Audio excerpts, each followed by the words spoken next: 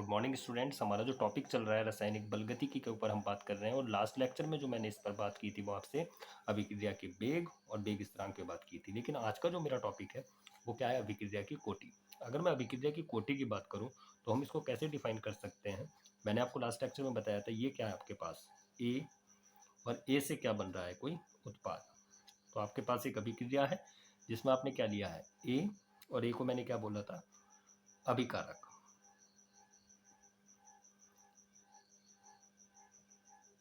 अभिकारक। तो देखिए इसमें कैसे आप इसको अभिक्रिया की कोटि की परिभाषा को याद कर सकते हैं। देखो इसको ऐसे कर सकते हैं, माना कि एक अभिक्रिया निम्न प्रकार है। देखो पहले उदाहरण से ये जल्दी याद हो जाती है। माना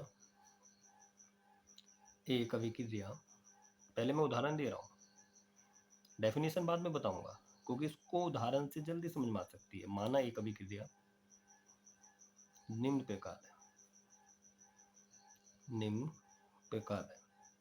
ये 2-3 मिनट में बहुत अच्छे से याद हो जाएगा आपको। माना एक अभिक्रिया निम्न प्रकार है, वो अभिक्रिया क्या है? मैंने बोला आपसे कि Ma प्लस NB से आपका एक उत्पाद बन रहा है। आपका क्या बन रहा है? उत्पाद बन रहा है। मैंने एक अभिक्रिया दी है, माने एक अभिक्रिया निम्न प्रकार है, Ma प्लस NB से क्या बन रहा है? आपको उत्पाद बन रहा है। तो अभिक्रिया का वेग कैसे निकलता है? मैंने बताया था आपको, अभिक्रिया का वेग बराबर क्या आता था? वेग स्थिरांक। और अभिक्रिया का वेग जो हम निकालते हैं वो अभिकारकों का निकालते हैं। तो एरो से पहले अभिकारक होते हैं। आपके पास अभिकारक कौन कौन है? एक ए है, एक क्या है? बी है। और जो मोल होते हैं द्रव्यानुपाती के नियम अनुसार वो कहाँ चले जाते हैं? पावर में। तो ए के मोल कितने? M, तो ये पावर में पहुंच गया। दूसरा क्या आपके पास? बी के मोल कितने हैं? N, तो ये पहुंच गया। तो ये तो अभिक्रिया का वेग आ गया। तब अभिक्रिया की जो कोटि होगी, तब अभिक्रिया की जो कोटि होगी, तो वो अभिक्रिया की कोटि क्या होगी? जो उसकी घात है उनका योग। तो घातों का योग क्या होता है? अभिक्रिया की कोटि होता है। तो उदाहरण से याद हो गया। देखो परिभाषा क्या बनेगी, उदाहरण देखो एक बार और।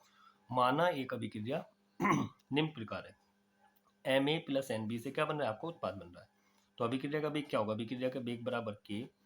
अभिकारक कौन है आपके पास? एक A है, एक B है। जो मोल होते हैं वो कहाँ चले जाते हैं? पावर में।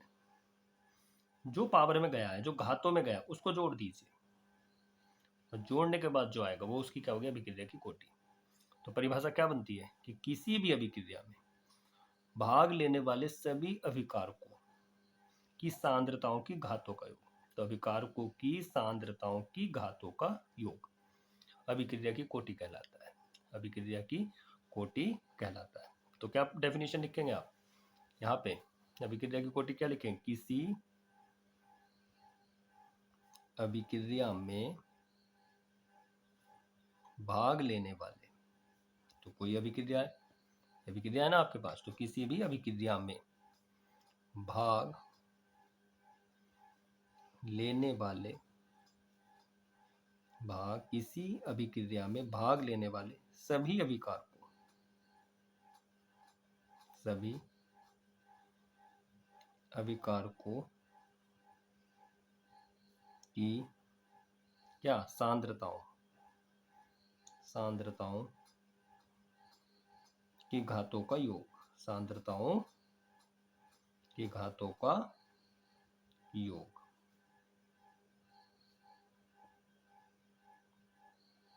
अभिक्रिया की कोटि कहलाता है। अभिक्रिया की कोटि कहलाता है। तो वेरी इजी। आप एक अभिक्रिया लीजिए, माना एक अभिक्रिया निम्न प्रकार है, Ma प्लस NB से क्या बन रहा है? आपका उत्पाद। आप अभिक्रिया का वेग निकालिए, जो अभिकारक आपको दिए गए हैं उसको लिखिए, और जो घात है उनको, है ना, जो मोल है उनको घातों में ले जाइए, और जो बनी है घातें उनको जोड़ दीजिए। ठीक है, इसका एक एग्जाम्पल कर लेते हैं। मान लीजिए मैंने आपसे कहा है कि 2FeCl3 plus SnCl2, 2FeCl2 plus SnCl4 उपरोक्त अभिक्रिया की ये क्वेश्चन एक तरह से कोटि ज्ञात करो, कोटि ज्ञात करो।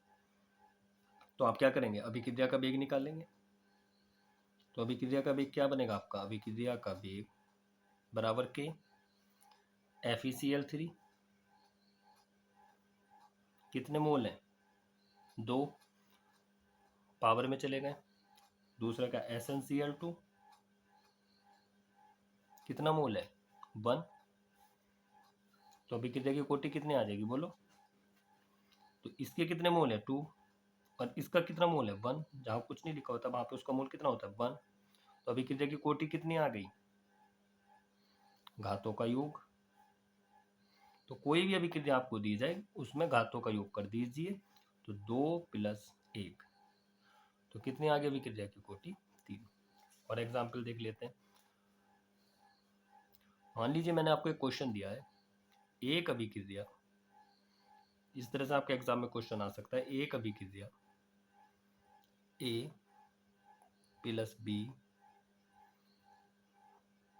उत्पाद, कितना लिख दिया, A + B एरो उत्पाद में R बराबर के A की घात 1/2 और B की घात 2 है। तो अभिक्रिया की कोटि क्या होगी, तो अभिक्रिया की कोटि क्या होगी, तो अभिक्रिया की कोटि क्या होगी। अब आपको R बराबर क्या दिया है, के A की पावर 1/2 B की पावर 2। तो आपको तो कोटि निकालनी है, तो कोटि में क्या करते हैं, घातों का योग। तो इस तरह से कोटि निकलती है। तो 1/2 + 2, तो कितना आ गया आपका, 2 ये 1 तो 5/2, ये आपकी क्या हो गया अभिक्रिया की कोटि। तो ये आपको अभिक्रिया की कोटि की एग्जाम्पल मैंने आपको बता दिया है और डेफिनेशन बता दी। अब इसमें जो आगे बात आएगी जो बहुत ज़्यादा इंपॉर्टेंट है वो क्या आएगा आपका, अब अभिक्रिया की कोटि आएंगी, शून्य कोटि की अभिक्रिया और प्रथम कोटि की अभिक्रिया, जो आपके सिलेबस में बहुत बहुत ज़्यादा इंपॉर्टेंट है। तो अब हम स्टार्ट करते हैं शून्य कोटि की अभिक्रिया। तो शून्य कोटि की अभिक्रिया की अगर हम बात करें,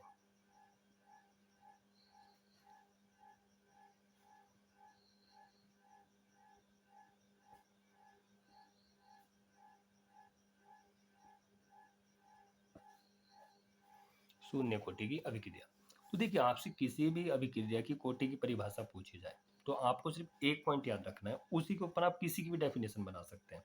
देखिए आपको कैसे याद करना है, मान लीजिए मैंने शून्य कोटि की अभिक्रिया पूछी है, तो वह अभिक्रिया जिसमें अभिक्रिया का वेग, ये लाइन आपकी कॉमन है, वह अभिक्रिया जिसमें अभिक्रिया का वेग अभिकारक की सांद्रता पर निर्भर शून्य है, निर्भर नहीं करता है, शून्य कोटि की कहलाती है। मैं आपसे पूछता प्रथम कोटि की क्या है, तो वह अभिक्रिया जिसमें अभिक्रिया का वेग, मैंने कहा कॉमन लाइन है, अभिकारक के एक अणु की सांद्रता पर निर्भर करता है, जितने अणु की सांद्रता पर निर्भर करेगा वो उस कोटि की अभिक्रिया हो जाएगी।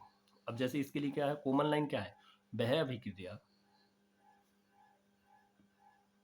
वह अभिक्रिया जिसमें अभिक्रिया का वेग, वह अभिक्रिया जिसमें अभिक्रिया का वेग अभिकारक के, ये कॉमन लाइन लिखनी है इतनी आपको, इतना जब भी आपसे किसी भी कोटि की परिभाषा पूछी जाए तो आपको लाइन आपको लिखना है। शून्य कोटि की अभिक्रिया में आपका लिखें वह अभिक्रिया जिसमें अभिक्रिया का वेग अभिकारक के अणुओं की सांद्रता के ऊपर निर्भर नहीं करता है। मैं आपसे यहीं पर कह दूं प्रथम कोटि की क्या बनेगी, तो आप क्या लिखेंगे, वह अभिक्रिया जिसमें अभिक्रिया का वेग अभिकारक के, प्रथम है ना, एक अणु की सांद्रता पर निर्भर करता है, वो प्रथम हो जाएगी। मैं कहूँ द्वितीय कोटि की क्या होगी, तो वह अभिक्रिया जिसमें अभिक्रिया का वेग अभिकारक के दो अणु की सांद्रता पर निर्भर करता है। शून्य बोल रहा हूँ, तो वह अभिक्रिया जिसमें अभिक्रिया का वेग अभिकारक के अणुओं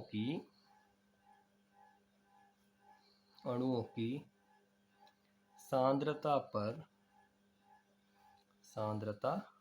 पर निर्भर नहीं करता है, निर्भर नहीं करता है, शून्य कोटि की अभिक्रिया कहलाती है। शून्य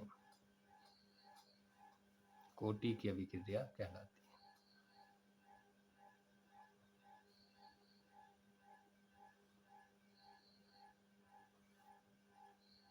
शून्य कोटि की अभिक्रिया कहलाती है। तो वह अभिक्रिया जिसमें अभिक्रिया का वेग अभिकारक के अणुओं की सांद्रता पर निर्भर नहीं करता है, शून्य कोटि की अभिक्रिया कहलाती है।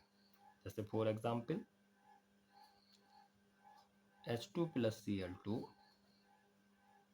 HNu2HCl। देखिए जहां पर ये HNu लिखा आ जाए वो शून्य कोटि की हो जाती है। तो यहाँ पे एक शब्द याद रखिए आप, अगर मैं कहता हूँ हीट, अगर हीट की प्रेजेंस में मान लीजिए यहाँ पे कहीं किसी अभिक्रिया में ये साइन दिया है, अगर हीट लिखा हुआ है तो वो भी शून्य कोटि की होगी। HNu लिखा है, HNu का मतलब प्रकाश, लाइट लिखा है, वो भी शून्य कोटि की होगी। अगर कहीं पर परऑक्साइड लिखा है वो भी शून्य कोटि की होगी। तो ये बात आपको याद रखनी है। कहीं पर उत्प्रेरक लिखा है वो भी शून्य कोटि की होनी है। कहीं पर मुक्त मूलक लिखा है वो भी शून्य कोटि की ही होनी है। तो ये आपको पॉइंट याद रखना है। अगर इनमें से किसी की भी, चाहे हीट की उपस्थिति हो, चाहे प्रकाश की उपस्थिति हो, चाहे परऑक्साइड लिखा हो उसने, या कोई उत्प्रेरक दिया हो, या फिर मुक्त मूलक दिया हो। मुक्त मूलक का मतलब क्या होता है, जैसे कोई तत्व मान लीजिए एक्स और उस पर बिंदा लगा, बिंदा का मतलब क्या होता है, मुक्त इलेक्ट्रॉन होता है, इलेक्ट्रॉन है। तो इन पांच में से किसी की भी उपस्थिति अगर एरो पे आ रही है तो वो आपकी कौन सी हो जाएगी, वो आपकी शून्य कोटि की अभिक्रिया हो जाएगी। तो ये शून्य कोटि की अभिक्रिया है। अब आप इसको पेपर में कैसे लिखेंगे, H2 + Cl2 HNu2HCl, इतना लिख दिया आपने। किसकी उपस्थिति है, HNu का प्रकाश की उपस्थिति है। तो इसको कैसे आप एक्सप्लेन करेंगे उदाहरण को, कि उपरोक्त अभिक्रिया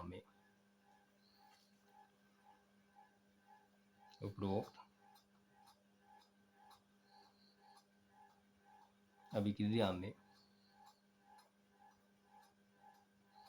अभिक्रिया का वेग H2 तथा Cl2 की सांद्रता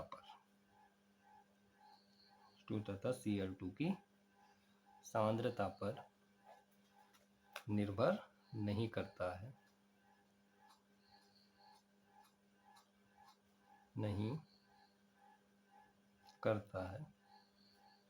अतः यह शून्य कोटि की अभिक्रिया है। शून्य कोटि